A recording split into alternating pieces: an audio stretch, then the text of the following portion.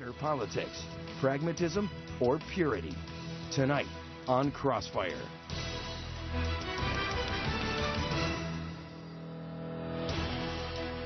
Welcome to Crossfire. I'm Mark Lamont Hill on the left. I'm Esty Cupp on the right. In the Crossfire tonight, two potential 2016 contenders.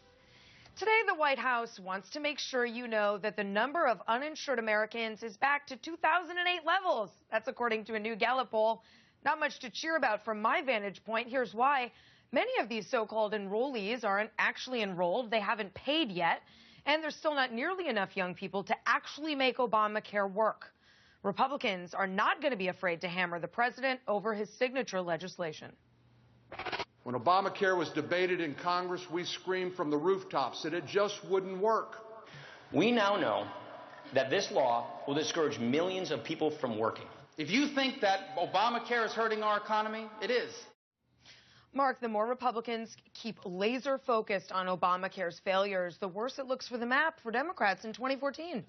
That makes so much sense if it were like December of 2013 or September of 2013. But right now, that's totally untrue.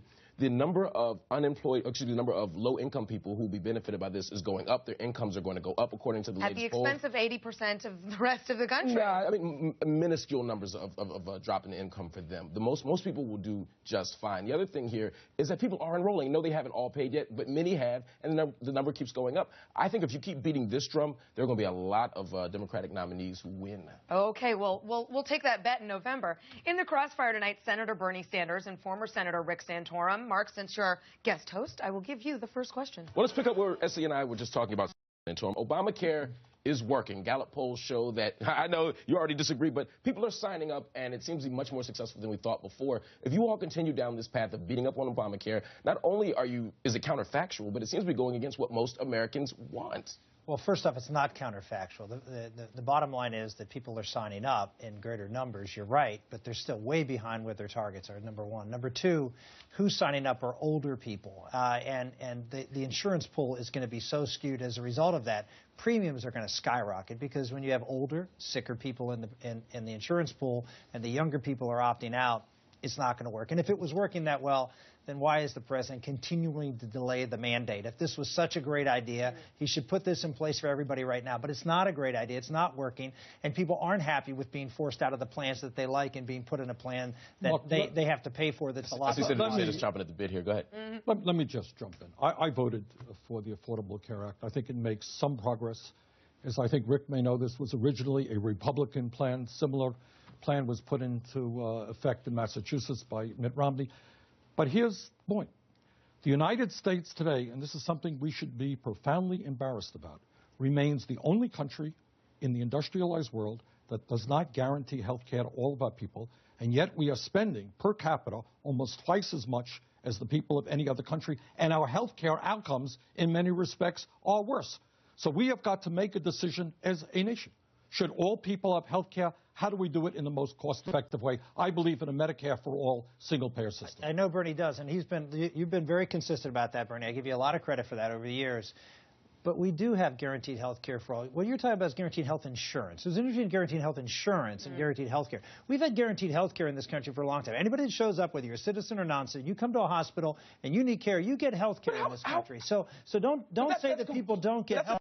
Ingenuous, right? Because Republicans talk about efficiency all the time. There's nothing more economically inefficient than a bunch of sick people showing up to an emergency room without ever having preventative care. But of course, as you know, the evidence has proven that when you do provide a lot of this health care, in fact, health care costs go up, and it doesn't really change the behavior. A lot of the folks who have insurance now, particularly a lot of lower-income folks, still end up at the emergency room, in fact, in greater numbers than they did before. Well, let me just jump in. So all of this, you know, positive what will happen when people get insurance hasn't proven to be the case. Well, Rick is right. A lot of people do end up in insurance, in emergency rooms, at 10 times the cost. Right. As opposed to going to a community health center, for example. We are way behind the rest of the world in terms of primary health care.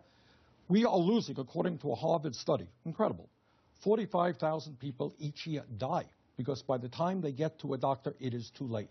And it is also absurd that when people delay going to the doctor, what happens? They end up in the hospital at huge expense to the entire system. We've got to make a decision. Health care for all, do it in an affordable way, join the rest of the world. Senator Sanders, let me tie a couple things together here, because income inequality is the issue that Democrats are running on this year and maybe even into 2016. We'll see. Yeah. Yet labor unions, some of the most vocal Obama supporters, are now complaining that Obamacare will cause income inequality. Here's what they said in a letter they just delivered over the weekend to Capitol Hill.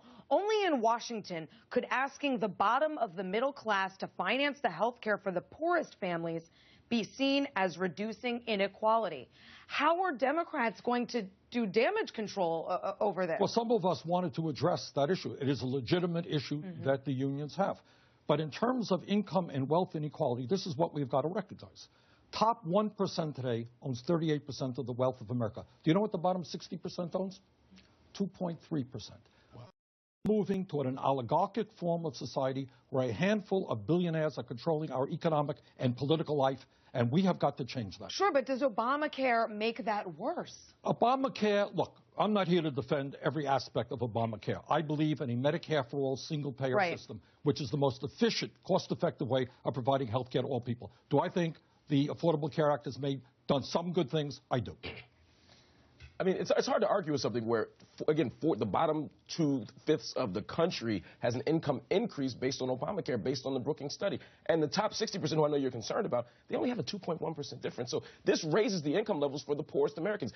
For the poorest 2/10 at the expense of the rest of 80% of the country. But it's not at the expense of the 80%. As you know, not according to the study. As you know, Mark, the income gap has widened under the Obama administration. It's because we have a Federal Reserve that's pumping up Wall Street, it's pumping up stock prices and real estate prices. And that's why this gap is getting wider, because you have a president whose economic policies are destroying small business, destroying the entrepreneurial spirit in this country, and destroying the jobs that, frankly, I'm really concerned about, which is the 70% of people in this country who don't have college degrees, and they're not finding economic opportunities because this president's policies are actually oriented toward the rich, not working individuals, not energy, not manufacturing, not those blue-collar jobs that the president says he wants, but his policies say stay away.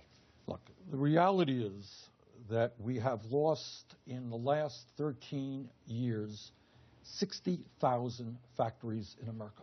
60,000 factories. Millions of decent-paying jobs.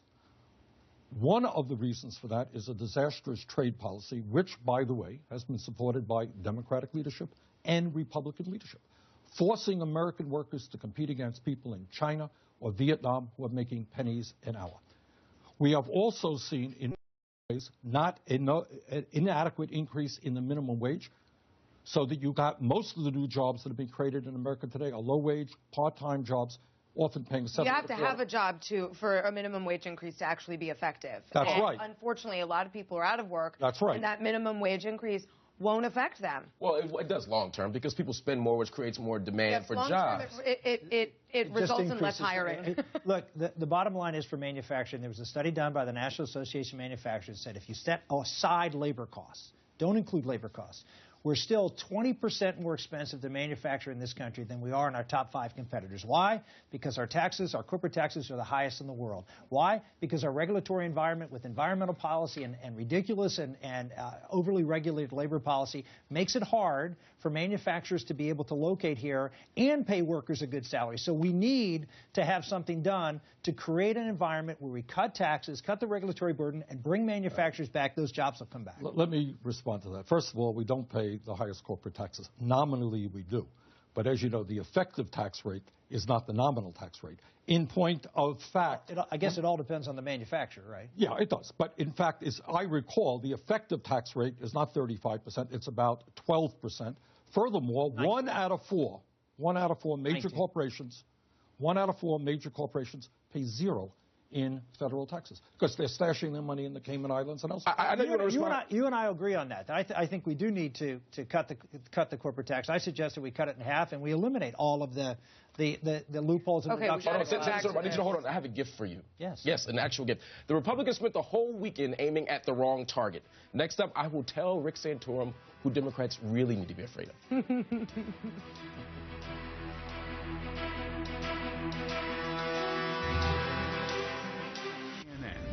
world's news network.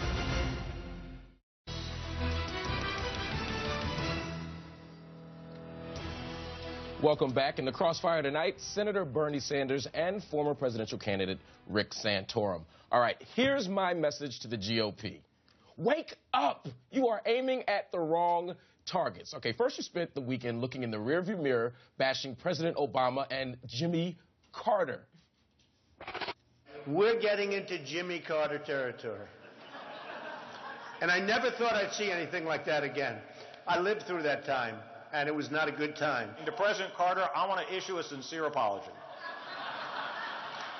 It is no longer fair to say he was the worst president of this great country in my lifetime. President Obama has proven me wrong. Last time I checked, and I could be wrong, Jimmy Carter and President Obama are not going to be on the ballot in 2016. That's true. That's very true, right? Yeah. Okay. So Republicans are making a mistake here, and they won't stop targeting each other. Ted Cruz and Rand Paul spent today fighting about foreign policy. It was fun to watch. And then, Senator Santorum, you were also one of the targets. I want you to listen to something that Chris Christie said, and I'll give you a chance to respond.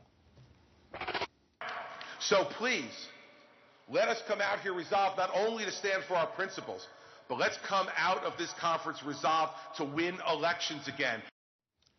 There's a big internal fight going on, and you seem to be right in the middle of it. What do you say to that? Well, what I'd say to that is, yeah, I want to win, but we want to win to do things that are beneficial for America. I want America to win. And when you abandon the things that you believe are in the best interest for America to win, then who cares if you win?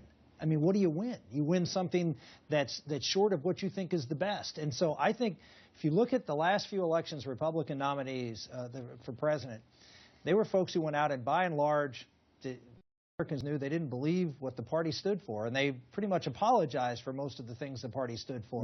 We need someone to go out there and articulate a positive, uplifting vision of what America can be for average Americans, working Americans. We still believe in work in the Republican Party. So we're going to talk about working Americans and what we can do to create a better picture for them in their lives. Now, people in the center of the party would probably say that they want the same thing. Would it be fair? Would it be a fair assessment, your assessment, that Chris Christie is willing to compromise Republican values to win the election?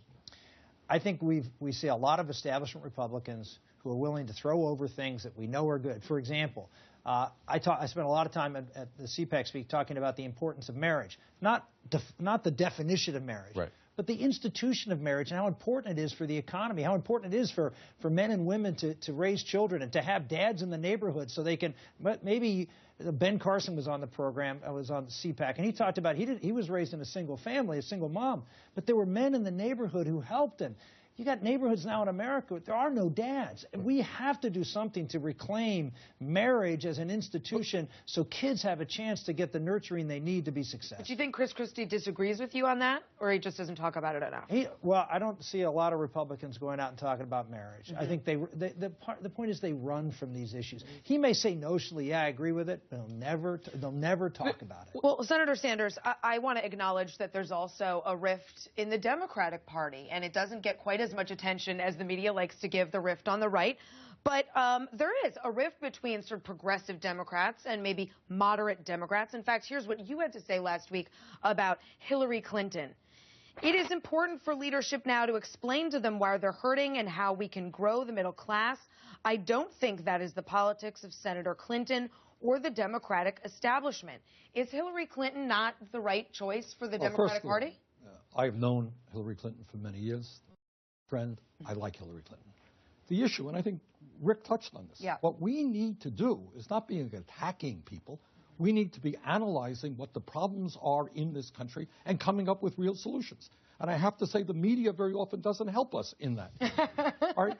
The issue here is the collapse of the middle class and the fact that we have more people living in poverty than ever before. Right. So is the Goldman Sachs Walmart candidate and Hillary Clinton, Hillary Clinton, is she right for the party? It is not just Hillary Clinton. I mean, Goldman Sachs and Wall Street play an enormous role in terms of both political parties. Very little legislation will get through the Congress that it is not approved by corporate America or Wall Street. Hillary Clinton is your leading candidate for president. Is she really the face of the values that you're talking about? What I believe, and again, I'm not here to attack Hillary. What we need is a candidate who's going to stand up for the working class, take on the big money interest, tell Wall Street that they cannot continue to dominate the politics of this country. That is, I think, what the American people want. Also, what the American people want is to say, we're not going to cut Social Security, we're not going to cut Medicare, we're not going to cut Medicaid, but we are going to ask the wealthiest people in this country to start paying their fair share of taxes. And you know what else we're going to do? We're going to finally begin to deal with the very serious crisis of climate change and transform our energy. More like you and Elizabeth Warren than it does Hillary Clinton. Yeah. I got to say. Well, the voters can decide that. But I think we need that debate. Here's my worry. This country is in trouble. Here's my worry, Senator. I worry that the voters have already decided. It seems like Hillary Clinton is sucking up the air in this presidential election. I want you to see this ad and get your response to it. Check this out.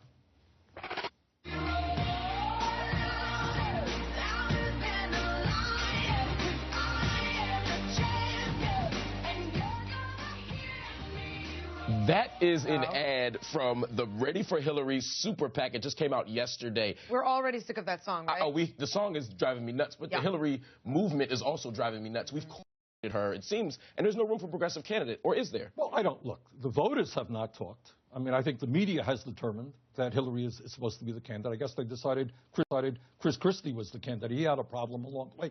Let's talk to the voters. What do the voters want?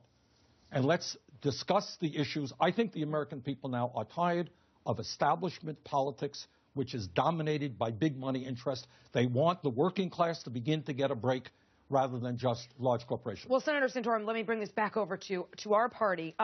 Take a look at the results of the CPAC straw poll. Now, whatever you think of that, or however indicative you think that is, Rand Paul is there at the top with a pretty sizable lead.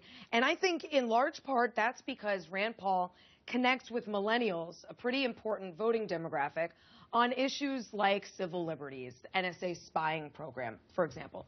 Are you worried that Republicans like you, maybe social conservatives, will have a difficult time reaching those millennial voters?